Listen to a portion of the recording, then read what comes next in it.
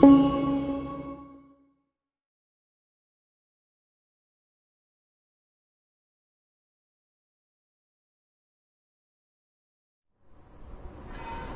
Students, देखिए biotechnology के जो प्रिंसिपल्स हैं, जो प्रोसेसेस हैं, उस चैप्टर में जो पहला इंट्रोडक्टरी वीडियो है, उसके बाद हम लोग जो आज का जो टॉपिक करने जा रहे हैं वो ये करने जा रहे हैं कि पहला केस रिकॉम्बिनेंट डीएनए टेक्नोलॉजी का क्या था।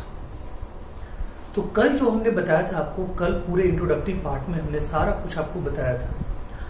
उसमें जो कंक्लूडिंग पॉइंट ये था, ठीक है, कि जेनेटिक इंजीनियरिंग को करने के लिए, यानी कि अगर ट्रेडिशनल हाइब्रिडाइजेशन को छोड़ दें, ट्रेडिशनल मतलब मॉडिफिकेशन या वेरिएशन को छोड़ दें जो सेक्सुअल रिप्रोडक्शन से आते हैं, अगर उसको हम छोड़ के बात करें तो जो बायोटेक्नोलॉजिकल मॉडिफिकेशन ऑफ ऑर्गेनिज्म है, जिसको हम लोग जीएमओ बोलते हैं, जेनेटिकली मॉडिफाइड ऑर्गेनिज्म, उसमें कल निकल के आई थी पूरे डिस्कशन से 3 बातें आई थी। ठीक है, देखिए बायोलॉजी में यही एक ऐसा ब्रांच है ना, बायोटेक्नोलॉजी, जिसमें हम सिर्फ थ्योरी के भरोसे नहीं रह सकते, हमें लैब में जाना पड़ेगा। जानते हैं एमबीबीएस, बीडीएस, वेटनरी, ये सब में बीडीएस एक ऐसा ब्रांच है जिसमें फर्स्ट ईयर से ही लोग सर्जरी करना शुरू कर देते हैं। दांत को हिलाना, डुलाना, तोड़ना, फोड़ना, इधर उधर, दांत के बारे में सब कुछ, यानी सर्जिकल चीजें सीखना शुरू कर देता है बीडीएस। नाम भी है उसका, bachelor of dental surgery, BDS में नाम में है सर्जरी। तो उसी तरह जेनेटिक इंजीनियरिंग में पहले क्लास से ही लोग, ठीक है, लैब में जाना शुरू कर देता है, ठीक है, तोड़ फोड़ करना शुरू कर देता है, डीएनए को काटना छाटना शुरू कर देता है। ठीक है, डीएनए को काटना है, डीएनए को जोड़ना, यही काम तो है जेनेटिक इंजीनियरिंग में। ठीक है, मतलब कहीं से जीन को लेना है, कहीं किसी के साथ जोड़ना है, उसको कुछ देर तक ले जाना है, किसी में डालना है, फिर उसका प्रोडक्ट देखना है, यही तो है जेनेटिक इंजीनियरिंग। इसको हम लोग ज़्यादा मतलब हुआ बना के रखे हैं, नहीं समझ आता था। नहीं, कल जब हम लोग पहला वीडियो बनाए, आपने देखा, आपको पूरा समझ में आया, आज और अच्छे समझ में आएगा, कल और अच्छे समझ में आएगा। ठीक है, और आराम से 6-7 दिन में हम लोग इसको फिनिश कर लेंगे। 5 क्वेश्चन की, 4 क्वेश्चन की तो गारंटी है दोनों में से, हो सकता है 5वां क्वेश्चन भी आए, कभी कभी फीलिंग ले जाता है। अब देखिए है क्या, कहता है कि जिस तरह से हमने बीडीएस को जेनेटिक इंजीनियरिंग से क्यों कंपेयर किया, कुछ आपको समझ आ रहा है? वहां पे एक बात निकल के आती है, मैंने इसलिए किया। कहता है जिस तरह से बीडीएस में, ठीक है, मतलब पहले ही मन से सर्जिकल चीजें हम सीखना शुरू करते हैं, उसी तरह जेनेटिक इंजीनियरिंग में पहले ही दिन से हम लोग लैब वर्क सीख करना शुरू कर देते हैं। तो जानते हैं, जैसे मान लिया कि आपका दांत कहीं पे हिल रहा है या कुछ मतलब दांत में प्रॉब्लम आ रहा है, एक बहुत फेमस टर्म होता है ठीक है, डेंटिस्ट के पास आप जाएंगे ना तो वो बोलेगा आरसीटी करना पड़ेगा, और ये आरसीटी में 3-4 हज़ार रुपये तो बनाते ही है। ठीक है, और जेन्युइन भी है। मुझे लगता है कि डेंटल डॉक्टर भी कम मेहनती नहीं होते, और आपका दांत जो है ना वो बहुत कुछ है। ठीक है, तो अगर आप दांत को सही करने के लिए अगर आप 3-4 हज़ार रुपये पे कर रहे हैं, कोई बहुत बड़ी बात नहीं है। ठीक है, कीजिए। ठीक है, डेंटल डॉक्टर का भी वही सम्मान है जो एमबीबीएस डॉक्टर का होता है। ठीक है, उनको किसी भी लेवल पे आपको कम रिस्पेक्ट नहीं देना है, उनको भी ज़्यादा ही रिस्पेक्ट देना है। ठीक है, मानते हैं कि कुछ कम नंबर में उनमें सिलेक्शन होता है, लेकिन है तो वो भी डॉक्टर। ठीक है, चलिए अब देखिए, तो वो आरसीटी वर्ड को आप वहां से पकड़ लीजिए। ठीक है, बीडीएस डॉक्टर साहब का कौन सा वर्ड आप पकड़ लीजिए? RCT word. ये आरसीटी जो वर्ड है, ये आरसीटी बड़ा फेमस है, वो सब बताएंगे आपको। तो आप गूगल पे क्यों सर्च कीजिएगा, अपने किसी डेंटिस्ट सीनियर को फोन कीजिए, उनको कहिए आरसीटी का मतलब क्या होता है, तो बताएंगे। कहते हैं ये आरसीटी जो है, यहां पे आरसीटी का मतलब क्या है मालूम है? जेनेटिक इंजीनियरिंग के 3 मेन स्टेप्स। पहला है रिकॉम्बिनेंट डीएनए का फॉर्मेशन, सी का मतलब है cloning of that recombinant DNA, और टी का मतलब है transfer the cloned copy into the host organism. ठीक है, यानी कि रिकॉम्बिनेंट डीएनए का बनना, उसके बाद कहता है उसकी क्लोनिंग करना यानी जीन क्लोनिंग, उसके बाद जीन ट्रांसफर, यानी 3 स्टेप मेन है। इसको लिख लीजिएगा बोर्ड पे, हम कुछ और लिखे हुए हैं इसलिए जगह नहीं बचा हुआ है। ठीक है, कुछ थ्योरेटिकल चीजें लिखे हो, उस पर भी ध्यान भी नहीं देना है। अभी पहले 10 मिनट मेरी बात को सुनना है, फिर उस पर ध्यान देना है। ठीक है, तो बताइए RCT आप समझ गए, यानी कल के जेनेटिक इंजीनियरिंग का कंक्लूजन क्या था। ठीक है, जो थॉट्स थे, जो उसके बेसिक कंसेप्ट थे, उसका कंक्लूजन ये है कि हम क्या करेंगे, 3 चीजें करेंगे। मैं यहां पे लिखता हूं बॉक्स में 3 चीजें। ठीक है, क्या क्या, RCT, और मतलब रिकॉम्बिनेंट डीएनए, रिकॉम्बिनेंट डीएनए। सी का मतलब जीन क्लोनिंग,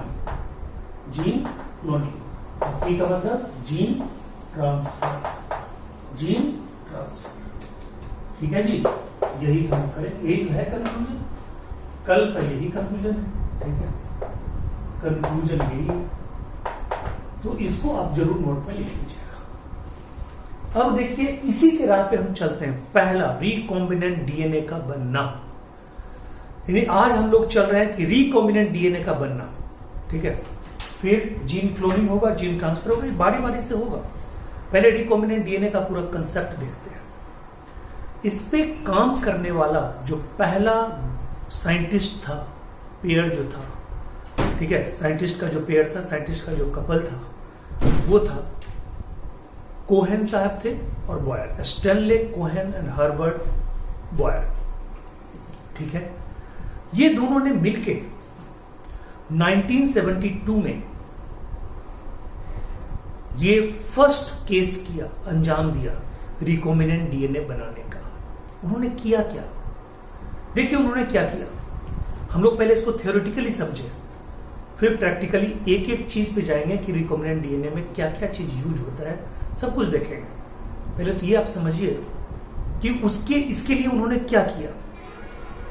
एक प्लास्मिड को ढूंढा,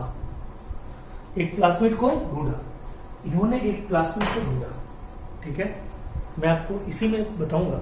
एक प्लास्मिड को ढूंढा, देखिए ये जो प्लास्मिड होता है, ध्यान से सुनिएगा, ये एक सर्कुलर डीएनए होता है। प्लास्मिड क्या होता है, सर्कुलर डीएनए होता है, प्लास्मिड। कहता है प्लास्मिड नाम जो है ना, पहले उसको आप एक्सप्लेन कर लीजिए अच्छे से। प्लास्मिड का मतलब होता है, मैंने कल भी बताया था, केयर द प्लास्मिड बहुत इंपॉर्टेंट चीज है, उसका आपको केयर करना चाहिए। केयर मतलब circular autonomously replicating extra chromosomal part of DNA.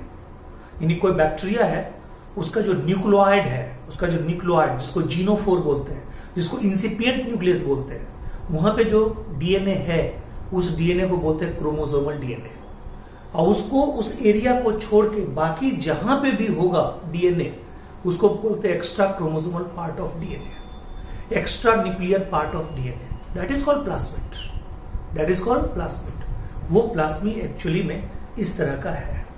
हमें क्या करना है, मतलब कोहेन एंड बॉयर साहब ने क्या किया, उनके नजर में एक ऐसा प्लास्मिड था जिसमें एंटीबायोटिक रेसिस्टेंट जीन था। क्या था, एंटीबायोटिक रेसिस्टेंट जीन था। एक उनके पास प्लास्मिड था, ठीक है, मतलब उनके नजर में एक ऐसा प्लास्मिड था, ठीक है, जिसके पास एंटीबायोटिक रेसिस्टेंट जीन था। उसको ये क्या करना चाह रहे थे, उसको ये साल्मोनेला टाइफीम्यूरियम के प्लास्मिड के साथ जोड़ना चाह रहे थे। तो बताइए वहां पे एलियन डीएनए कौन हो गया, जो हम लाए थे, मतलब जो एंटीबायोटिक रेसिस्टेंट जीन है, वो हो गया एलियन डीएनए। समझते जाइए एक एक स्टेप को, भले हमें 4 बार बोलना पड़े। यानी कि जो उन्होंने चूज करके रखा, ठीक है, वो क्या था जी? वो था एलियन डीएनए, ठीक है। और उसको जोड़ना था किस में? कहता है साल्मोनेला टाइफीम्यूरियम के प्लाज्मिड में, यानी उस प्लाज्मिड के एंटीबायोटिक रेसिस्टेंट जीन। अब जानिए जितना भी अभी चर्चा होगा, चाहे हम थ्योरी पढ़ेंगे, सब में हम ARG ही बोलेंगे। क्या बोलेंगे? ARG, ARG, ARG, antibiotic resistant gene, antibiotic resistant gene ARG, यही बोलेंगे। यानी कि उनके पास एक प्लाज्मिड था, उसमें ARG था। उस ARG को काट के हटाना उनका पहला मकसद था। और उसको किसके साथ लिंक करना? कहता है साल्मोनेला टाइफीम्यूरियम के साथ लिंक कर देना, ठीक है। उन्होंने थ्योरेटिकली इसी बात को आगे बढ़ाते हुए प्रैक्टिकली अंजाम दिया, ठीक है जी। यानी कि उन्होंने, ठीक है, एंटीबायोटिक रेसिस्टेंट जीन को एक प्लाज्मिड से निकाला और साल्मोनेला टाइफीम्यूरियम के प्लाज्मिड में ऐड कर दिया जी। यहां पे साल्मोनेला टाइफीम्यूरियम क्या किया मालूम है? प्लाज्मिड फैक्टर के रूप में काम किया। ये प्लाज्मिड फैक्टर के रूप में काम किया। ये उस जीन को, यानी कि वो एंटीबायोटिक रेसिस्टेंट को कैरी किया, और कैरी किया कोई मामूली दूर तक नहीं, वो ले गया, ठीक है। फाइनली उसको ई कोलाई में ट्रांसफर किया गया। किसमें ट्रांसफर किया गया? ई कोलाई में। और ई कोलाई में ट्रांसफर किया गया, ठीक है। तो ई कोलाई के अंदर ही क्या किया? ई कोलाई का पर कॉपी नंबर बहुत अच्छा था। ई कोलाई जो जो डिवीजन किया, रिकॉम्बिनेंट डीएनए त्यों डिवीजन करता चला गया, ठीक है, त्यों डिवीजन करता चला गया। कहते हैं कि ई कोलाई को क्या बोलेंगे? कहेंगे क्लोनिंग फैक्टर। क्या बोलेंगे? Cloning factor. और उस क्लोनिंग फैक्टर में मल्टीपल कॉपी तैयार हुआ। अब वो मल्टीपल कॉपी जो तैयार हुआ, ठीक है, अच्छा, ई कोलाई में क्यों डाला गया? क्यों डाला गया इस रिकॉम्बिनेंट डीएनए को? ई कोलाई में क्यों डाला गया? क्योंकि साल्मोनेला टाइफीम्यूरियम से 99% कैरेक्टर मिलता जुलता है ई कोलाई। अब बताइए, साल्मोनेला टाइफी कुछ देर तक क्या हो गया था? एंटीबायोटिक रेसिस्टेंट जीन कैरी करने वाला हो गया था, यानी उसमें तो एंटीबायोटिक रेसिस्टेंट जीन आ ही गया, और वही प्रॉपर्टी कुछ देर बाद किस में आ गया? ई कोलाई में आ गया, क्योंकि उसमें मतलब रिकॉम्बिनेंट डीएनए की संख्या बढ़ती चलेगी। अब वहां से उस प्रोडक्ट को निकाल के जिसमें मर्जी है उसमें आप ट्रांसफर कीजिए, ठीक है। तो बताइए यहां पे हुआ क्या? यहां पे हुआ कि रिकॉम्बिनेंट डीएनए बना किसके अंदर? साल्मोनेला टाइफीम्यूरियम के अंदर। वो अपने आप को रेप्लिकेट, अपनी संख्या बढ़ाया किसके अंदर? जीन क्लोनिंग किसके अंदर हुआ? ई कोलाई के अंदर। और उसको जहां मर्जी है वहां पे आप ट्रांसफर कर सकते हैं। उस बैक्टीरिया को जिसमें आप ट्रांसफर कीजिएगा वो बैक्टीरिया क्या बन जाएगा? एंटीबायोटिक रेसिस्टेंट बैक्टीरिया बन जाएगा। जैसे अभी, ठीक है, ई कोलाई है, जैसे अभी साल्मोनेला टाइफीम्यूरियम है। और ये आया कहां था? ठीक है, उनके पास कोई उनके नजर में ये डिजायर्ड प्लाज्मिड था, जहां का वो जीन था एंटीबायोटिक रेसिस्टेंट जीन। अब समझ में आई बात? तो देखिए कहता है कि मान लीजिए कि यहाँ पे ये एक एंटीबायोटिक रेसिस्टेंट जीन है 2 उंगली के बराबर, ठीक है। तो यहाँ पे एक एंजाइम आएगा, वो एंजाइम का नाम है रेस्ट्रिक्शन एंजाइम। वो रेस्ट्रिक्शन एंजाइम यहाँ पे आएगा, उसके बारे में अभी पूरी कहानी होगी अगली वीडियो में। तो रेस्ट्रिक्शन एंजाइम क्या करेगा? यहां से काटेगा, यहां से काटेगा, ये दोनों को काटेगा, ठीक है। और ठीक जहां उसको जोड़ना है, साल्मोनेला टाइफीम्यूरियम के पास भी उतने ही बेस सीक्वेंस को काटेगा, उतने ही बेस के सीक्वेंस जीन को वो काटेगा। और मैं आपको बताऊं, आप पढ़ेंगे भी, एक ही रेस्ट्रिक्शन इंडोन्यूक्लियस का यूज होगा। वो जितना यहां पे काटेगा उतना ही वहां पे काटेगा, ठीक है। यानी कि जो प्लाज्मिड जहां से एंटीबायोटिक रेसिस्टेंट जीन लिया गया, वहां पे जो रेस्ट्रिक्शन इंडोन्यूक्लियस काम करेगा, रेस्ट्रिक्शन एंजाइम जो वहां पे काम करेगा, वही साल्मोनेला टाइफीम्यूरियम के प्लाज्मिड के पास भी वही काम करेगा। वहां पे उतना जगह खाली करेगा, वहां से उतना जीन लेके आएगा, और उसको डीएनए लाइगेज की सहायता से क्या किया जाएगा? जोड़ दिया जाएगा। जोड़ दिया गया, रिकॉम्बिनेंट बन गया। अब उसको किस में आप डाल रहे हो? आप डाल रहे हो ई कोलाई में। ई कोलाई में जब आप डालोगे तो ई कोलाई के बॉडी में जो डीएनए पॉलीमरेज है उसका हेल्प लेगा और ये रिकॉम्बिनेंट डीएनए अपनी संख्या को बढ़ाएगा बाय द क्लोनिंग प्रोसेस। ठीक है जी। उसके बाद उसकी जो मर्जी कीजिए आप। ठीक है, तो सर्कुलर होता है और सर्कुलर में जितना दूर को आप काटेंगे, पूरे पे एंटीबायोटिक रेसिस्टेंट जीन नहीं है, यहाँ पे एंटीबायोटिक रेसिस्टेंट जीन, उसको आपने काट के हटा लिया, जिसमें आप डालोगे, ठीक है, फाइनली वो हो जाएगा जेनेटिकली मॉडिफाइड ऑर्गेनिज्म। और कल यही तो आप पढ़े थे, जेनेटिकली मॉडिफाइड ऑर्गेनिज्म, यानी कि मॉडर्न बायोटेक्नोलॉजी का परिभाषा यही तो है। मॉडर्न बायोटेक्नोलॉजी में ये नहीं था कि लिविंग या उसके एंजाइम का यूज करना। मॉडर्न बायोटेक्नोलॉजी का परिभाषा ये था कि जीएमओ बनाना और उससे सारा कुछ करना, यानी जेनेटिकली मॉडिफाइड ऑर्गेनिज्म का यूज करना, उसके द्वारा प्रोडक्ट बनाना, उसके द्वारा ह्यूमन वेलफेयर के लिए डिफरेंट प्रोडक्ट को बनाना। ओके, ये था। क्लियर है पॉइंट? ठीक है। अब देखिए, यहां तक अगर बात हो गई, ठीक है, तो अब देखेंगे कि थ्योरेटिकली क्या बोलता है। हमने थ्योरेटिकली हर लाइन को टच करने की कोशिश की है। पहले तो आपको मैंने कंसेप्ट दिया। अच्छा, कल जो हमने 5 चीजें बताई थी, आपको याद रखिएगा 5 चीजें। पहला क्या बताया था? Source organism. दूसरा क्या बताया था? दूसरा बताया था प्लास्मिड वेक्टर। तीसरा रिकॉम्बिनेंट वेक्टर। चौथा क्लोनिंग वेक्टर। पांचवा टारगेट मॉलिक्यूल। मैं आपको बता दूं, ये प्लास्मिड वेक्टर और रिकॉम्बिनेंट वेक्टर कोई एक बैक्टीरिया भी हो सकता है। ठीक है, तो बताइए यहां पे प्लास्मिड वेक्टर भी कौन है आपका? Salmonella typhi. और रिकॉम्बिनेंट वेक्टर भी आपका कौन है? Salmonella typhi. But cloning vector कौन है? E coli. और ट्रांसफर जिसमें करेंगे उसमें वो होगा। अब जेनेटिकली मॉडिफाइड ऑर्गेनिज्म तो वो हो गया, उसमें प्रोडक्ट बनेगा और जिसमें वो प्रोडक्ट डालिएगा वो सब क्या हो जाएगा? Target organism. और जो प्लास्मिड से कोहेन एंड बॉयड साहब ने निकाला एंटीबायोटिक रेसिस्टेंट जीन का, वो क्या था? वो था सोर्स ऑर्गेनिज्म। वो क्या था? Source organism. अब आपको समझ में आ गया वो क्या था? Source organism. क्लियर है पॉइंट? ठीक है, तो ये आपको क्लियर हो गया हो। अब आपको क्लियर हो गया पूरी तरह। यानी 5 चीजें जो कल बताए थे उसमें पहला था सोर्स ऑर्गेनिज्म। वो सोर्स ऑर्गेनिज्म यहाँ पे क्या है? जिस प्लास्मिड से हमने निकाला एंटीबायोटिक रेसिस्टेंट जीन। यहाँ प्लास्मिड वेक्टर क्या था? साल्मोनेला टाइफी ही था। साल्मोनेला टाइफी म्यूरियम में ही हमने ऐड किया, वही कैरी किया, और कैरी किया तो उसके साथ बिल्कुल अटैच होकर कैरी किया, रिकॉम्बिनेंट रूप में कैरी किया। ठीक है, लूजली कैरी नहीं किया। एक होता है कि नहीं लूजली कैरी करता, दूसरा परमानेंट कैरी करता। परमानेंट जहां पे बनता, यानी कि जहां पे दोनों जुड़ जाता, वो होता रिकॉम्बिनेंट वेक्टर, वो होता प्लास्मिड वेक्टर। बट यह दोनों एक ही ऑर्गेनिज्म ने काम किया, इसलिए कोई कंफ्यूजन नहीं रहना चाहिए। क्लियर है पॉइंट? आइए देखते हैं। कहता है mechanism of construction of an artificial recombinant DNA molecule. ठीक है, कहता है दिस आइडिया, ये दिस आइडिया यानी कि this idea is emerge from the possibility of linking A gene encoding antibiotic resistant with a native plasmid of Salmonella typhimurium। ठीक है, यानी Salmonella typhimurium के प्लास्मिड के साथ उसको जोड़ने की जो पॉसिबिलिटी है, वहीं से ये कंसेप्ट पैदा हुआ। और प्लास्मिड के बारे में मैंने आपको बताया, प्लास्मिड के बारे में कल भी मैंने बताया था। ये प्लास्मिड क्या है जी?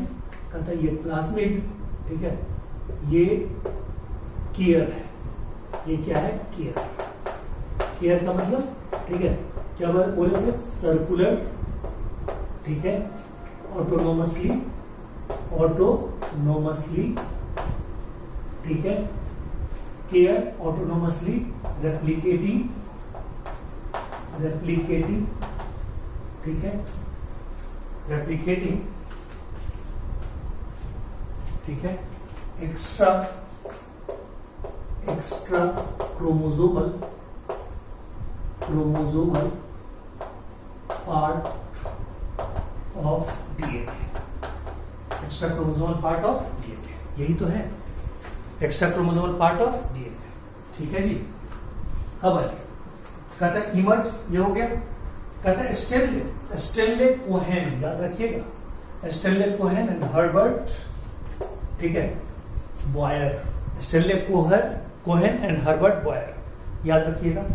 Accept accomplished this in 1972 by isolating the ARG हमने क्या कोडिंग रखा है, antibiotic resistant gene, by cutting out a piece of DNA from a plasmid. ये बोलिए ये क्या होगा हमारा, बोलिए ये होगा हमारा सोर्स ऑर्गेनिज्म, ये हमारा क्या होगा, सोर्स ऑर्गेनिज्म, ठीक है। ये होगा जीन ऑफ इंटरेस्ट, ठीक है, या ये हमारा क्या होगा, सोर्स ऑर्गेनिज्म। अच्छा, ये मैं आपको समझा दिया था, तो इसको मैं मिटा दूं आपको, ठीक है, ये तो मैंने समझा दिया था, ठीक है, तो ये मैं मिटा दूं, ठीक।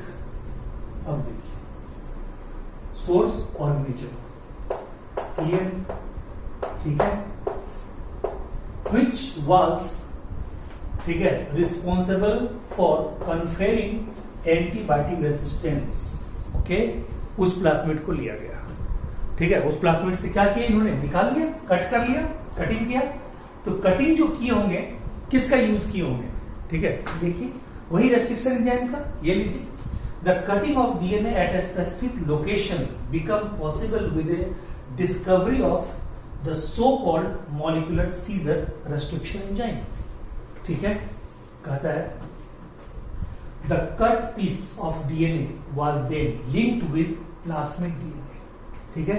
फिर प्लाज्मिड डीएनए के साथ क्या किया गया, लिंक कर दिया गया, ठीक है।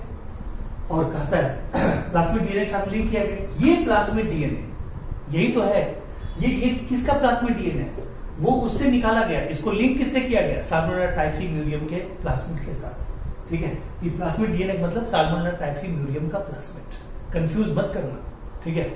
जिससे निकाला गया एंटीबायोटिक रेसिस्टेंट जीन, वो कोई और प्लाज्मिड है, उसको क्या बोलते हैं, ठीक है, जीन ऑफ इंटरेस्ट, या उसको क्या बोलते हैं, सोर्स ऑर्गेनिज्म, ठीक है। और इसमें आप जोड़ रहे हो, उसको क्या बोलेंगे, प्लाज्मिड डीएनए। तो plasmid DNA, this plasmid DNA act as vector to transfer the piece of DNA attached to it, ठीक है। और ट्रांसफर कहां करना है, लास्ट में इकोलाई में करना है। तो किसके साथ हम जोड़ रहे हैं, अब आप समझ गए हो, ठीक है, अटैच्ड टू इट, ठीक है। तो यहां पे हम लिख ही देते हैं, लो ना, ऑफ साल्मोनेला टाइफी, ये लो, क्लियर हो गया। द लिंकेज ऑफ एआरजी, अब देखो लिंकेज ऑफ एआरजी मतलब antibiotic resistant gene with plasmid vector become possible with the enzyme DNA ligase. DNA ligase को क्या बोलते हैं, ठीक है, मॉलिक्यूलर ग्लू, मॉलिक्यूलर एडहेसिव, ठीक है। तो वो इसको जोड़ता है, ज्वाइंट एंजाइम है, ठीक है, ligase, which act on cut DNA molecule and join the end, दोनों को जोड़ देता है, ठीक है, join the end। ये अभी आपको आगे बताएंगे भी कि कैसे ये जुड़ेगा, अभी आप लोग जाइए। This makes, यानी कि ये, this makes a new combination of, ठीक है, circular autonomously replicating DNA created in vitro, ठीक है, and called recombinant DNA। हो गया recombinant DNA, किसके अंदर भाई, साल्मोनेला टाइफी म्यूरियम के अंदर। अब आइए, when this DNA is transferred to E. coli closely related to salmonella, it could replicate using the host DNA polymerase enzyme and make multiple copy. The ability to multiply the copy of ARG in E. coli was called cloning of ARG in E. coli। ये तो हम सब पहले बता दिए आपको, सिर्फ theoretical चीजें बताएं। कहता है E. coli now called GMO, बोलिए E. coli को क्या बोलिएगा, GMO, जेनेटिकली मॉडिफाइड ऑर्गेनिज्म बोलिएगा, क्लियर है। उसको क्या बोलिएगा, जेनेटिकली मॉडिफाइड ऑर्गेनिज्म, उसको आप जेनेटिकली मॉडिफाइड ऑर्गेनिज्म बोल रहे हैं। और बताइए क्या है, 3 स्टेप, यानी जेनेटिकली मॉडिफाइड ऑर्गेनिज्म बनाने के 3 स्टेप हैं। कंक्लूडिंग पॉइंट पे आइए, कहता है पहला, ठीक है, identification of DNA with desired gene. हमने किसको आइडेंटिफाई किया था, इस प्लाज्मिड को किया था, जिसमें हमारा क्या था, एंटीबायोटिक रेसिस्टेंट जीन था, उसको हमने आइडेंटिफाई किया था, ये लीजिए आइडेंटिफाई कर लिए। उसके बाद क्या था, introduction of the identical DNA into the host. अब हम रिकॉम्बिनेंट डीएनए का यूज करते हुए उसको हम फाइनली होस्ट में डाले, किस में डाले जी, तो कहता है हमने ई कोलाई में डाल दिया, ठीक है। और finally maintenance of introduced DNA in the host and transfer it into its progeny. अब जिसमें हमें डालना है हम डालते रहेंगे, ठीक है। तो बताइए, ये तो तीनों है ही, और हमने क्या किया था, हमने तीन आपको पहले बताया कि तीन चीजें जो वहां पर अभी मिटाए हैं, क्या क्या था, आरसीटी याद रखिएगा, आरसीटी, ठीक है, आरसीटी याद रखिएगा। आर का मतलब रिकॉम्बिनेंट डीएनए का बनना, सी का मतलब उस रिकॉम्बिनेंट डीएनए का क्लोनिंग करना, और फिर उसका ट्रांसफर, ठीक है, आरसीटी जीन ट्रांसफर, यानी कि रिकॉम्बिनेंट डीएनए का बनना, जीन क्लोनिंग करना और जीन का ट्रांसफर करना, ये तीन प्रोसेसेस हैं, ठीक है। तो ये पूरा का पूरा जो है, ये पूरा प्रोसेस था किसका, ये पूरा का पूरा प्रोसेस है रिकॉम्बिनेंट डीएनए का बनना, यानी कि रिकॉम्बिनेंट डीएनए के बनने के बाद तीन कंक्लूडिंग पॉइंट है, और ऊपर जो तीन है ये मैं लिख ही देता हूं, आप भूल जाएंगे लिखने में, ठीक है। रिकॉम्बिनेंट डीएनए का बनना, रिकॉम्बिनेंट डीएनए का बनना, दूसरा क्या है, जीन क्लोनिंग है, आपका जीन क्लोनिंग है, और ये क्या है, जीन ट्रांसफर है, जीन ट्रांसफर है, ठीक है। और ये याद रखिएगा, ये जो जीन रिकॉम्बिनेंट डीएनए जो बना और जो जीन क्लोनिंग हुआ, कहता है रिकॉम्बिनेंट डीएनए यानी लिंकिंग तभी पॉसिबल है, जीन क्लोनिंग तभी अच्छे से पॉसिबल है जब एलियन डीएनए को, कल ही बताया, आप कहां पे डालेंगे, आप डालेंगे उसके ओरी साइट पे। ओरी साइट का जो कमाल है वो तो कमाल ही है, यानी कि ओरी साइट का कमाल है, यानी ओरी साइट पे डालेंगे तभी कुछ होगा, नहीं तो कुछ नहीं होगा, ठीक है। तो ओरी साइट को आप भूलिएगा नहीं, ठीक है, ओरी साइट पे ही सारा कमाल किया हुआ है, ठीक है जी। तो क्लियर है यहां तक, यानी कि ओरी साइट को अगर भूल जाइएगा, ना आपका रिकॉम्बिनेंट डीएनए बनेगा, ना आपका, ठीक है, जीन क्लोनिंग होगा, और क्लोनिंग नहीं होगा तो फिर ट्रांसफर का सवाल ही नहीं है, ठीक है। आपका पर्पस ही पूरा नहीं होगा जेनेटिकली मॉडिफाइड ऑर्गेनिज्म के यूज करने का। क्लियर है? तो बताइए यहां तक आपको क्लियर है? तो पहला वीडियो, यानी कि कल आपको इंट्रोडक्टरी वीडियो दिए थे, उसके बाद ये दूसरा वीडियो, ज्यादा लंबा नहीं किए, अब आपको छोटा छोटा ही वीडियो, मैंने बोला था ना, कल तो हम सांस भी नहीं ले सकते थे इंट्रोडक्टरी वीडियो में, बट आज ये एक टॉपिक है। इसके बाद अभी पढ़ेंगे क्या, जेनेटिक टूल्स, ठीक है, या molecular tools in the production of recombinant DNA technology. बहुत मजेदार टॉपिक है, इंतजार कीजिए, जस्ट अगला वीडियो भी आज ही मिलेगा। Thank you so much, take care.